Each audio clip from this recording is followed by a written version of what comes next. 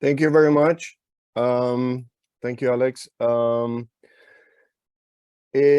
think what I'm going to talk about is following very neatly on what Ian was talking about now. I will be talking about the constructive program of Gandhi, but with the help of a movement and an example of a movement that hardly ever refers to nonviolence or to Gandhi.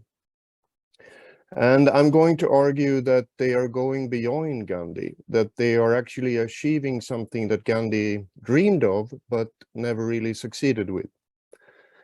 And that movement is the landless workers in Brazil. So let me now share my screen here.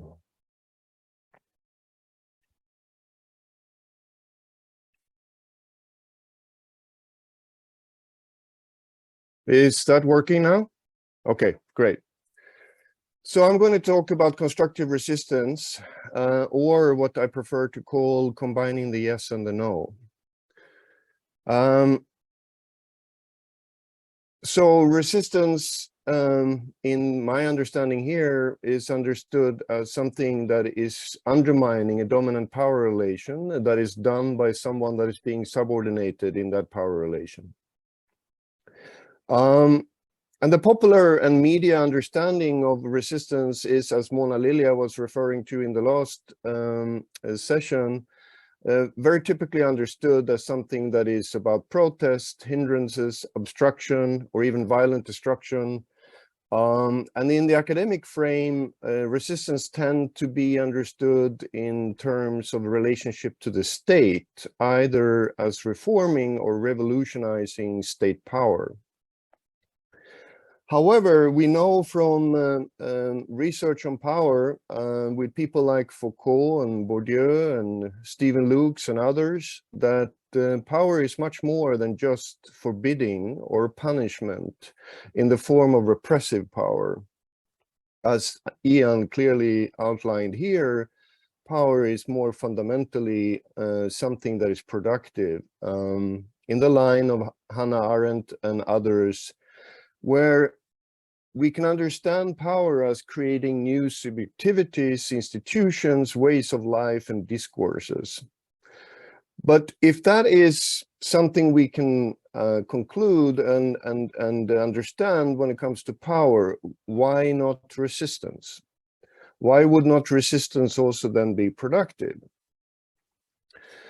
And I want to critique here the civil resistance studies that we do have, that it is tending to be state-oriented, that the theories and concepts are focused on reforms and revolutions of states. We have seen amazing results of movements that have been overthrowing authoritarian regimes, but we have also, I would argue, seen how these revolutionary changes in so many countries in the last couple of decades, outlined by people like Kurt Schoch and Erika Chenoweth and others, has been very fragile and has not really touched upon the deeper structures of the state. That there is a limit to this state-oriented understanding of nonviolence or civil resistance. And I think there is a problem here, and it's part of connecting to the divide within the field between pragmatics and principled advocates of nonviolence, where we have trouble to understand the extra state aspects of domination and violence, and also then logically resistance. And one of those extra state aspects that are kind of disappearing in this framing that exists within civil resistance, at least within a kind of a mainstream that is dominating today, are movements that are focused on autonomy or self-rule, as Ian highlighted, which was key for Gandhi with Swaraj. There are many movements that are focused on that, like the Abalali in Durban, that are urban slum dwellers, or the Zapatistas in Chiapas, Mexico, that are indigenous people, or the Kurds that are a nation that is striving towards their autonomy. or the MST that I will look at here now, the landless in Brazil, which are among the rural poor. So it comes from many different sectors in society. So I'm arguing then that this connects to the constructive program of Gandhi, but also that it goes actually beyond and actually contributes to an understanding of something that merits the concept of constructive resistance. But it's weird and it's strange that civil resistance studies has so much ignored the constructive aspects of nonviolence. And this concept then was something that I arrived at when I was working on my dissertation on Gandhi in 2005, and where I understood that nonviolence is essentially a combination of construction and resistance. That is essentially what nonviolence is about if you read Gandhi carefully, I would argue. And also then the work by Minu Kofed that is showing how alternatives can be more than just alternatives to injustices or problems in society, but they can also be made into tools for resistance.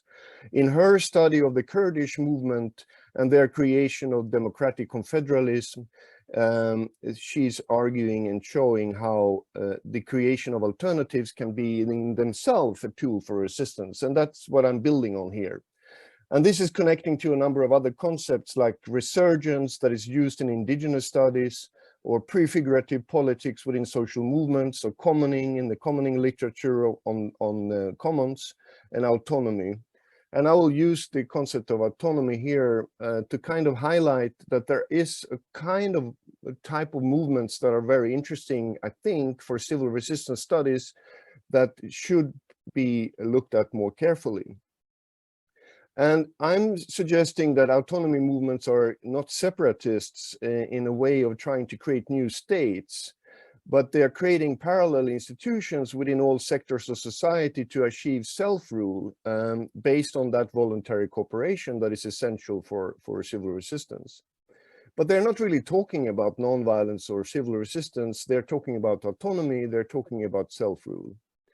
So the key point and the key argument here is that success in this case is not the toppling of a regime, authoritarian or whatever.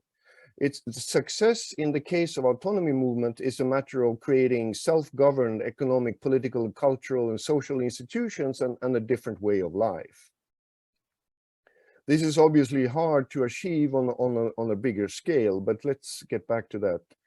And this is some of the work that I've been doing on this in this area. And I want to just highlight that I'm together with two other colleagues coming out with a book on constructive resistance next year, which is dealing with this. So it's been an interest for me for a long time. But let's look at the MST then as an example of this just briefly. So it's the landless workers movement in Brazil that are doing normal kind of protests and marches that we see in other movements too, of course, but the key thing that they're doing is land occupations. And the land occupations is the point where we see the constructive resistance. So in Brazil, which is one of the most unjust countries in the world when it comes to land distribution, with millions of poor people without access to food and food sovereignty in any kind, there are enormous land owners and an elite that owns large areas. Some of the areas that are big as individual European countries. So here we see a map of the MST occupations from 1980 up until 2010, and you see that spread all over Brazil, except in the inner parts of Amazon. So what we see in the MST then is land occupations that are mobilizing millions of people, and that has been successful in liberating land for poor people and even getting the legal recognition eventually after sometimes a decade of land occupation and hard repression from police and militias. so much land that if you put it all together, it's almost equal to the size of Cuba. So what I'm arguing here is that we see with the landless workers in Brazil, a land reform from below that is bigger than the state through a multitude of local liberations around land. But it's an unarmed and a translocal Cuban revolution, you could frame it as, and I think in that way it should be inspiring and interesting for civil resistance. The movement is building on a participatory democratic socialist vision, and as a difference to a number of other movements, they're not just suggesting that as a platform, and then you're supposed to vote on them, and then they're going to create that revolution later on. The point with the MST is that they're creating it immediately in their local struggles. So they are arguing that they're creating a new Brazil on the occupied land through the organic farming, cooperatives, schools, and small industries and stores that they create on this occupied land. So in that meaning, they are combining the yes and the no, because you can't understand the creation of the new Brazil on the occupied land with cooperatives without occupying land.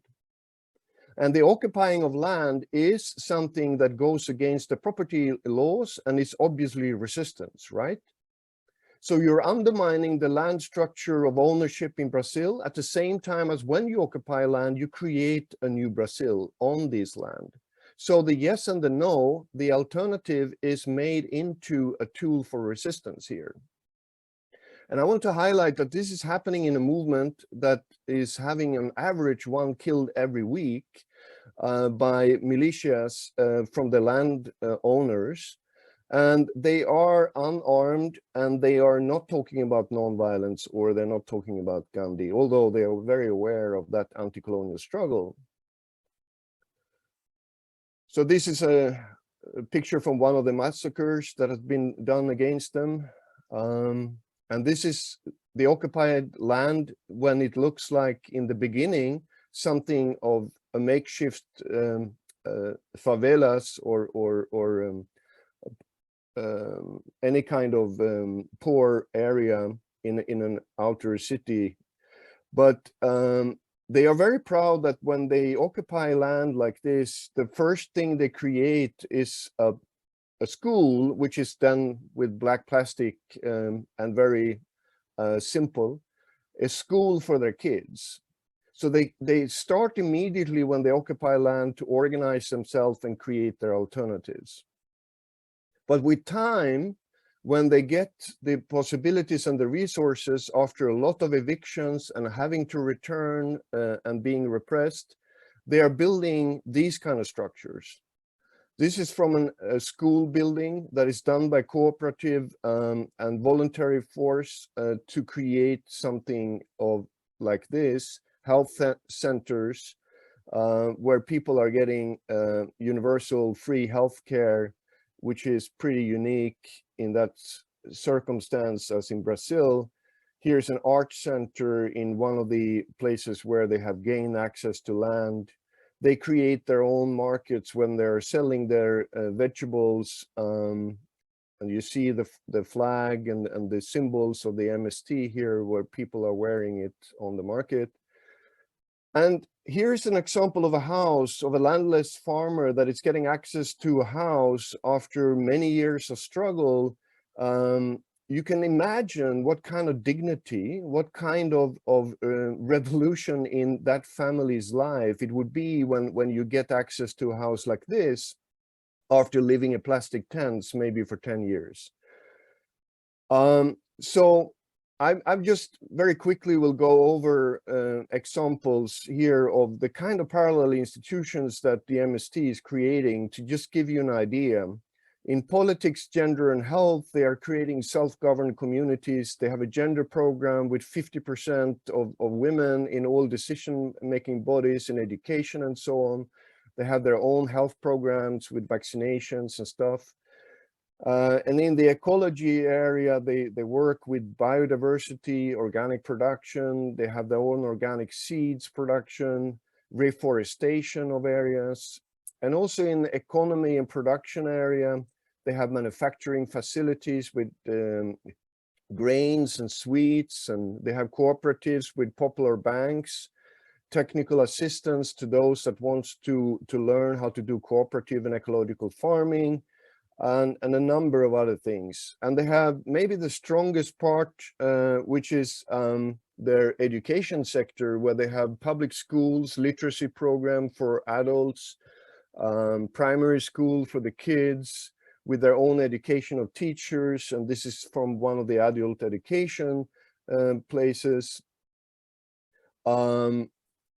And the impressive thing is that through this education, they are able to create their own future leadership. You know, one very common thing that happens with poor peoples when they get strong and mobilized is what some researchers have shown is the taking over by a middle-class professional urban elite that takes on the leadership and then makes the movements different and often very much more reformist than rebellious or revolutionary. But that is not really happening with MST because they are creating their own leadership through their strong educational program. They even have their own university, and the university is not focused on agriculture but activism. So 10,000 activists has been educated at the university since it started in 2005. And this is a picture from the university outside Sao Paulo. And they're also active internationally in organizing and have been one of the forces behind the World Social Forum. I'm not in any kind of way suggesting that the MST is an utopia, but I am arguing that it is working towards that kind of utopian visionary change. So some of the problems that they struggle with that I want to just mention so that you are clear that I'm not trying to kind of create a romantic picture of this movement that is succeeding with everything. They have a problem with the younger generation, that some of them that grow up in these encampments, that they want to have an urban life. Many of them return after some years living in Sao Paulo and realize that life in a capitalist, consumist life is not so easy. There's also been tensions within the MST that is inspired by Catholic liberation theology with some of the LGBTQ community, but that has been with the time, the last 10 years, more widely accepted within the movement. And then there has been clashes with indigenous communities about who is actually having the right of land. And as I said before, the question is about the scaling up. How is that possible here? This is clearly local revolutions, but how do you transform the state? And we have seen that with the authoritarian and fascist leader Bolsonaro in Brazil, that has not been very successful when it comes to MST's achievements on the state level, right? So that there are problems, okay? But the point here is that they are doing something of a constructive resistance that is really interesting, and I'm arguing it exists on many other places, but what they are achieving through the constructive resistance is that they create independent resources for their struggle. They create the competence to rule by educating their own leadership. They build self-esteem and dignity in the movement that is tremendously important for people that are grown up in poverty and discrimination. And this is also important for us as researchers interested in why is it that nonviolent revolutions are producing so little of a just society that is really changing. And that is that constructive resistance is creating more of a basis for a new society. I'm arguing that you could describe it like this, that if you have the typical hierarchical power like this, you're creating a parallel system next to it, which is replacing that with a whole other type of society. And this is very much in line with the thinking of Gandhi, I would argue, but hasn't really been developed in the theories and in the practices of movements in the way that I think should be. So lastly, I want to just highlight three things that I think is the takeaway from my intervention here. One is that combining resistance against with the constructive creation is a very powerful social change tool. something we need to look into more carefully. Secondly, I'm arguing that MST is able to do a mass mobilization among poor people because they're combining something that is unusual, the practical benefits for the participants, such as land, with linking it to these local struggles with a larger social change platform and strategy. So it's that combination that makes them so powerful. One of the, as Noam Chomsky says, one of the more powerful movements in the world today. And thirdly, that the state is not so central as we think, as at least not as the only possible goal for resistance, be that reforming or revolutionary movements. But there are other goals as well that are equally radical or politically relevant for nonviolence and civil resistance. And I'm suggesting here that self-reliance, self-rule, or autonomy is part of that. Thank you.